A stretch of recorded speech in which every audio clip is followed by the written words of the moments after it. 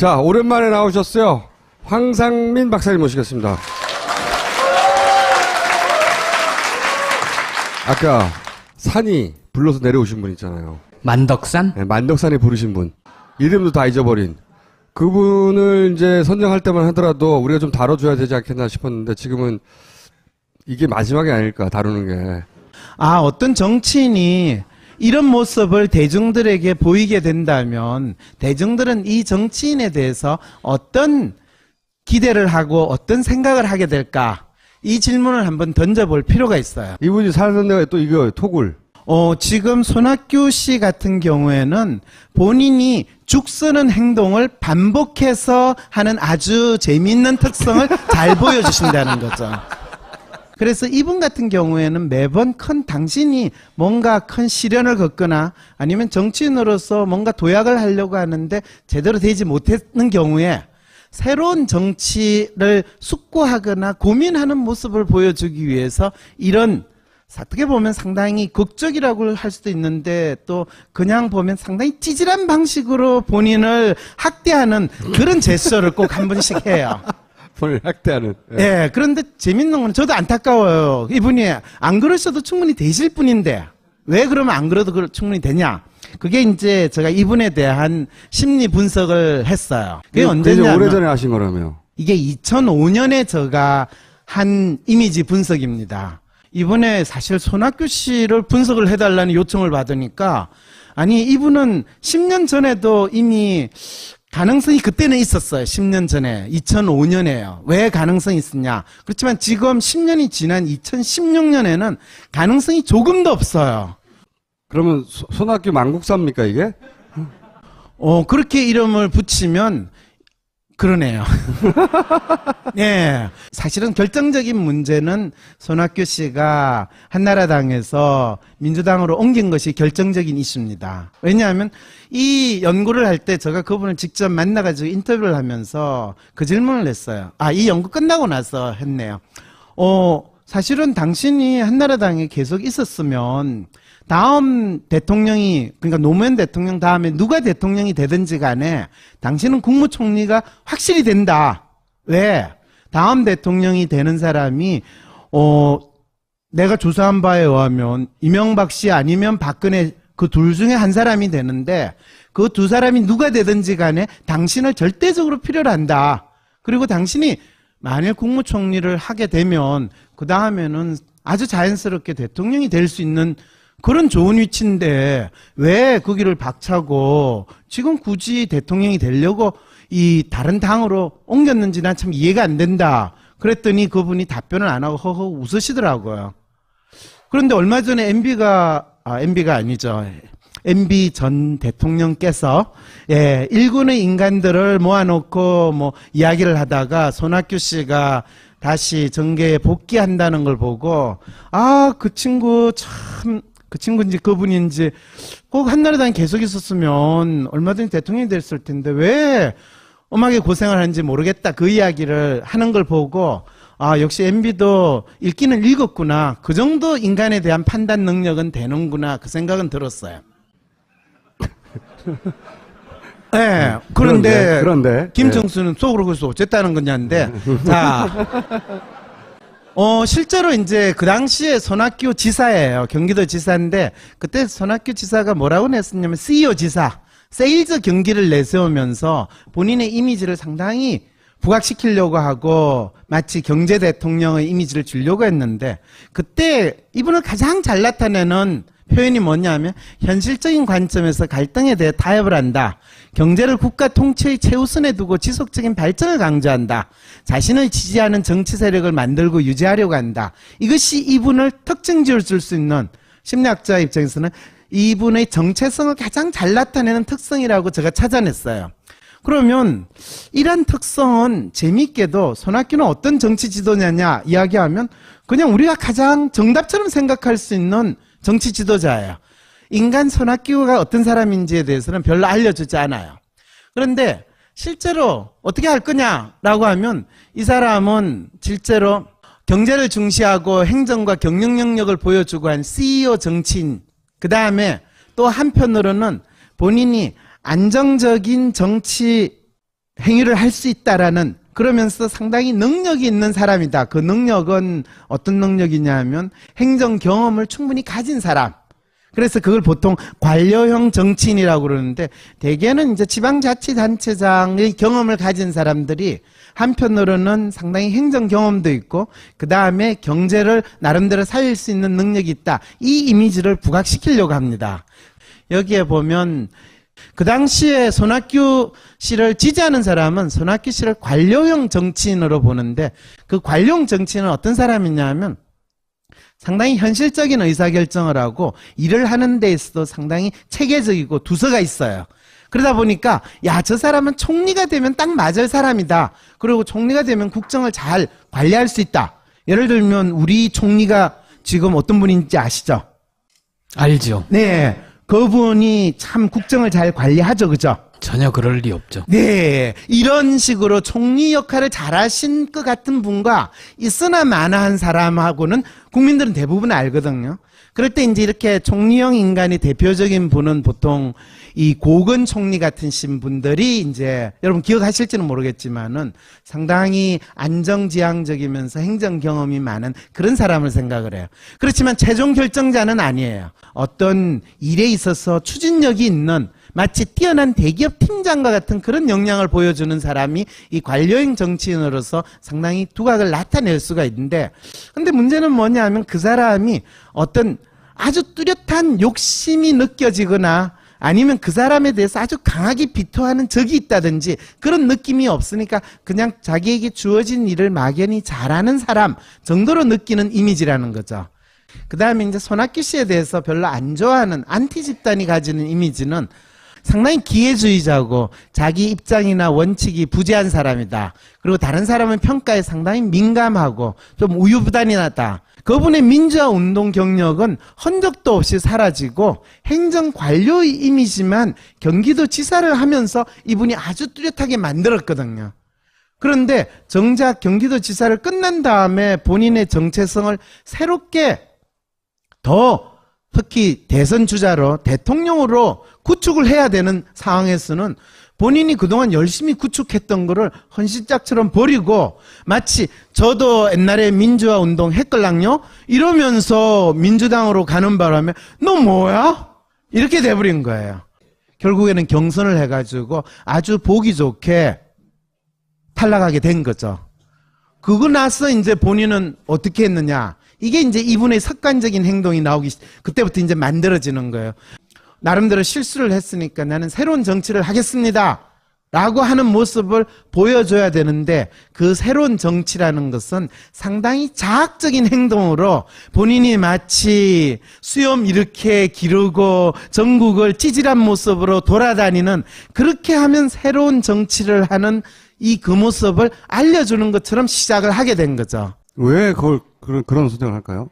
이 양반이 처음으로 한나라당에서 민주당을 옮길 때도 네. 뭘 했냐면 산에 들어갔어. 산에 들어가가지고 저는 아직도 참 웃긴 게 산에 들어가서 기자들도 연락이 안 된다. 이런 컨셉이었어요. 그러니까 아직 탈당을 하고 나서 그 민주당에 입당을 하지 않은 상태인 거죠. 그 뭐 한 달 반인가 두 달 사이의 기간인데, 그래서 산속에 칩거한다 막 이런 기사 나오는데 기자들도 연락이 안 된다. 근데 사진은 찍혀. 앞뒤가 안 맞잖아요. 그러니까 그게 보는 순간 연출이라는 걸 알 수 있단 말이죠. 그런데 그런 행동을 말씀하신 대로 반복해요. 두 번, 세 번. 이번에도 만덕산이 내려가라고 한다고 하고 내려왔는데. 그게 강진이에요. 전당 강진이요. 근데 왜 그러냐는 거예요.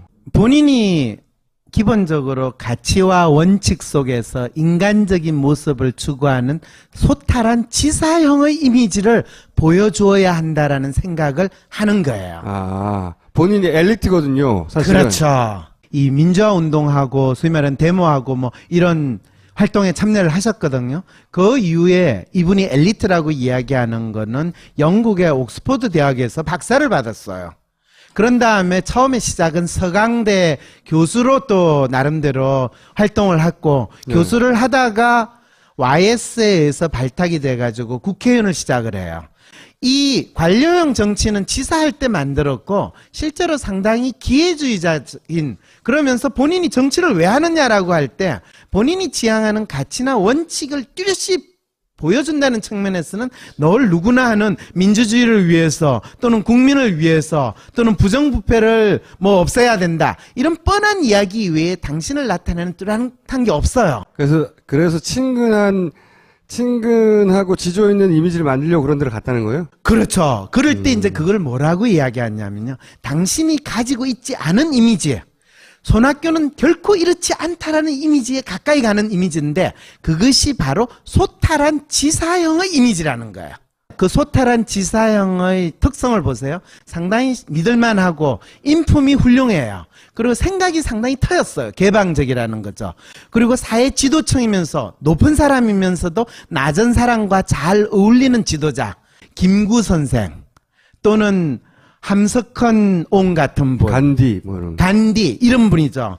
그런 모습을 나름대로 보이겠다고 그래서 토굴에 들어가거나 산속에 들어가가지고 찌질하게 지내거나 또 마치 선임같이 사는 듯한 그래서 이분들이 손학규 씨가 산에 들어가면 꼭 선임들하고 만나가지고 뭐 차를 한잔한다든지 선임이 살던 토굴에 산다라는 그 액션을 보이는 거예요. 이게 뭐냐 하면 본인이 기본적으로 가지고 있는 이미지는 당연하게 생각하고 본인이 가지지 않는 것을 내가 메꾸기만 하면 내가 대중들에게 더욱더 큰 지지를 받을 거다.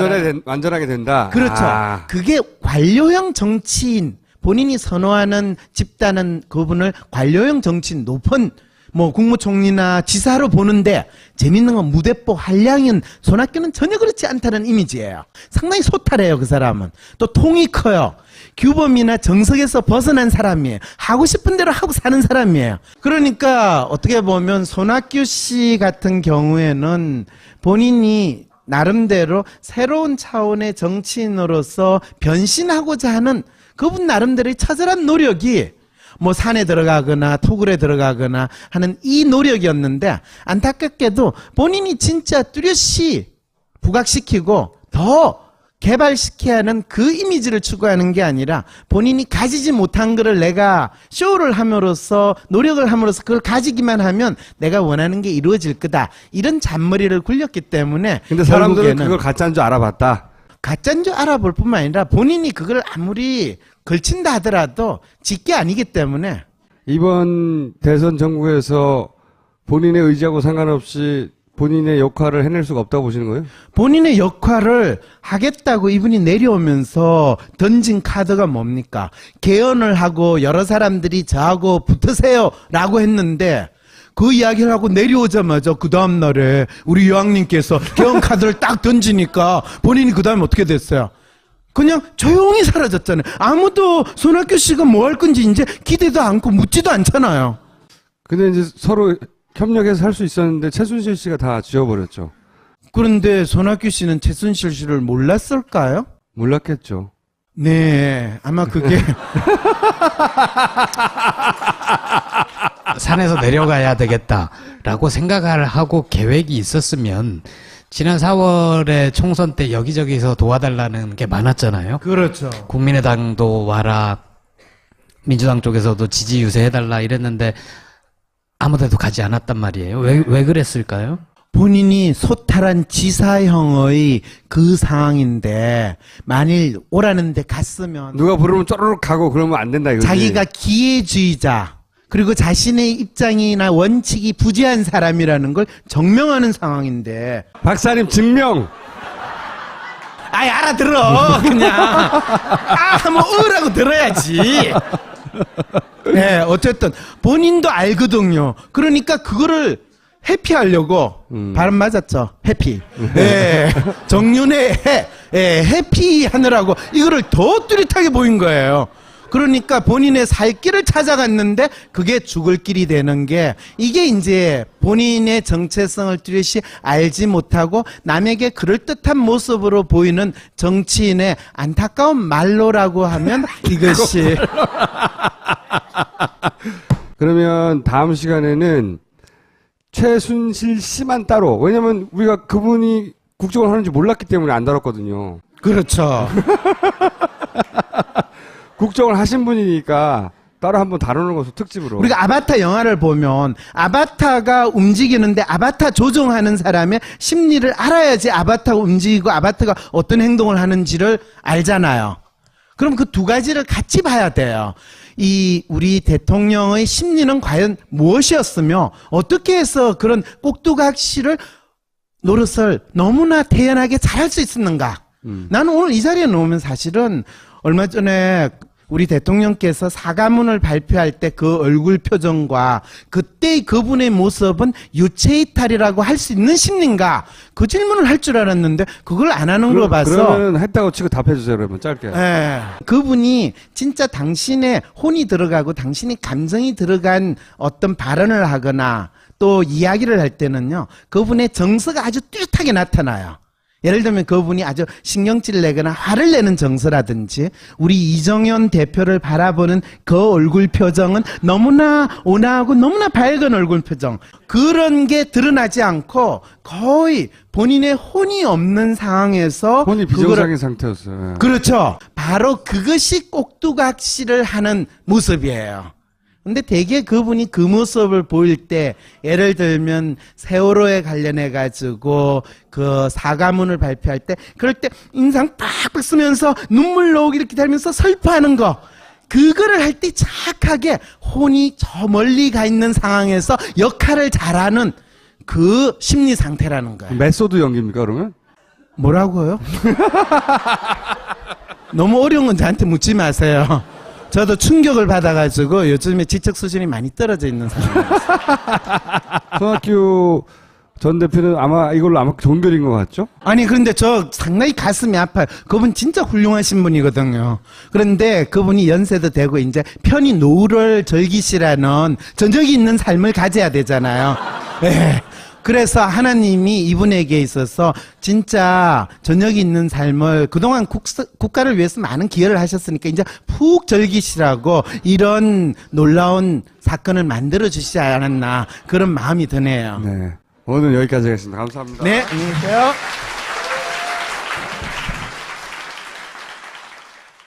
본격 직장인 드라마 공생. 아이고 오 과장, 바이오한테 화한 왜 안 보낸 거야? 10만 원이 넘을 텐데 지출 내역이 없잖아. 보냈습니다. 착한 콜 화하는 69,000원이라서요. 에? 착한 콜? 1800-9222 정직한 가격에 착한 콜 꽃배달 서비스. 거기다 구매 금액의 5%는 어려운 이웃에게 기부됩니다. 딴지마켓의 검증으로 안심할 수 있는 1800-9222 착한 콜. 대리운전은 1800-9998, 퀵 서비스는 1800-9668. 그런 걸 보고 아 역시 MB도 읽기는 읽었구나, 그 정도 인간에 대한 판단 능력은 되는구나, 그 생각은 들었어요.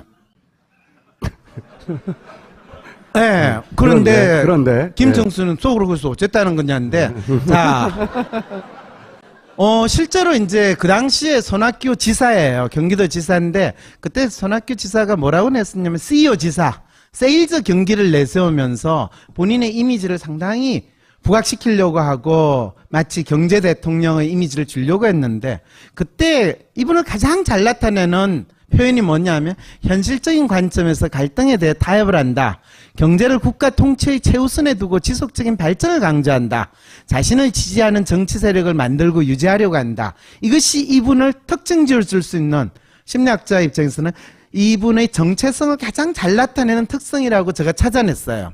그러면 이런 특성은 재미있게도 손학규는 어떤 정치 지도자냐 이야기하면 그냥 우리가 가장 정답처럼 생각할 수 있는 정치 지도자예요. 인간 손학규가 어떤 사람인지에 대해서는 별로 알려주지 않아요.